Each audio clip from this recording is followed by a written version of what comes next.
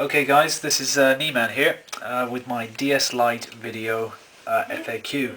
Now a couple of things before we start. First of all, if this looks shamelessly amateurish, that's because it is. So TS basically. Secondly, I've got a bit of a cold, so if I sound like my nose is blocked, that's because it is. And thirdly, you all know I've linked the videos from Cable on the DS Lite and his video review. And this isn't going to be anything like that, it's just to answer your questions, so that's really all I'm going to do is answer those questions, which brings me neatly to your questions. Now first of all, Zafira was asking how does it feel and how does it look, because you know of the similarities between the material on this and the PSP, and yeah, it is very similar to the PSP's surface. It's the same kind of gloss plastic, sort of almost translucent on the outside. It doesn't smudge too much, at least in this colour. I mean, there's certainly, it can smudge quite a bit, but the white doesn't really bring it out. You'd really have to kind of put it under the right light to actually bring up those smudges. So the material is nice. It's slightly different on the inside, which is great for grip. It's not quite as slippy and slidey. And generally, it looks very, very good, very high quality. Now, I think it was Benedict Green was asking me about the brightness levels on the DS, and you know, I've linked Cable's videos before to kind of show the comparison between the two. Now, I'm just going to do it again, simply because it's quite important. We're just going to have a direct Mario Kart comparison here. Now, already it's on the lowest setting, and you can see there's quite a difference between the two. But if we go into the main menus here, and you find that as you put up the brightness, it really is, you know, completely different class of both screen quality as well as just the backlight behind it. And when you see this running with the game, it's really apparent.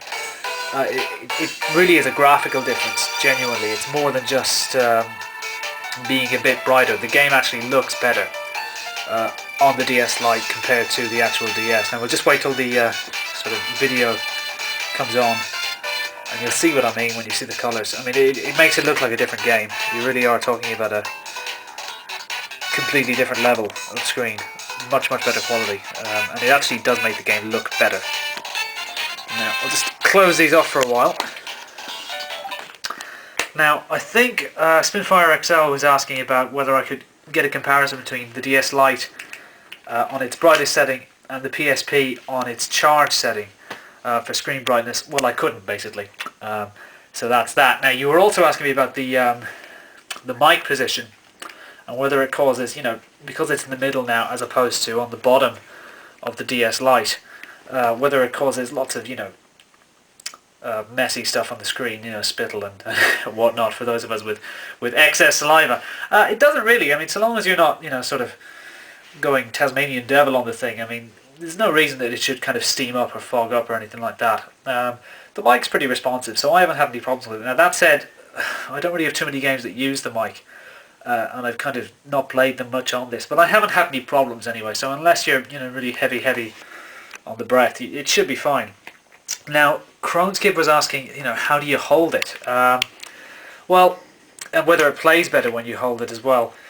For games that mostly use the touchscreen, it's really the same, only that because the DS Lite is lighter, it's a lot easier on the hands and it's much easier to use the touchscreen. For games like Metroid and Mario Kart, where you have to grip the console, it's a little uncomfortable if you kind of hug it like this, because the edges on the DS Lite are actually sharper than those on the DS. But as long as you keep it loose, it's pretty good. It's quite easy to play, and it's certainly a lot more comfortable than the old DS, which, you know, left you with the stigmata. Now, Filmy was just asking about, as well as that, the GBA slot and how it looks. Well, now the thing is, I forgot to bring a GBA cartridge, so I can't actually show you how much it sticks out compared to the old DS, but it's roughly something like that when you actually have one in. If you just imagine that the cover filter is an actual GBA game, it sticks out roughly that much. Yeah, it looks pretty lame, but I mean, you know, for the amount of times you'll probably be using a GBA game, I don't think it's a big deal.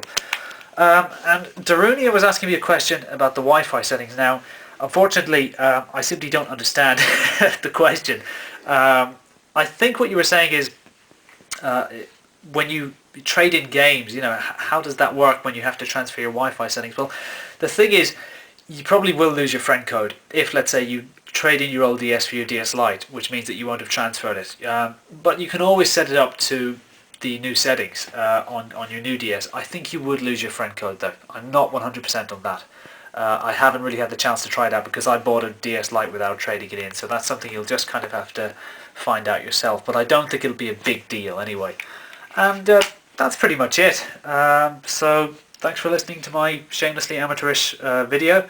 And thanks also to my lovely assistant Richard, who was filming this for us. Thanks.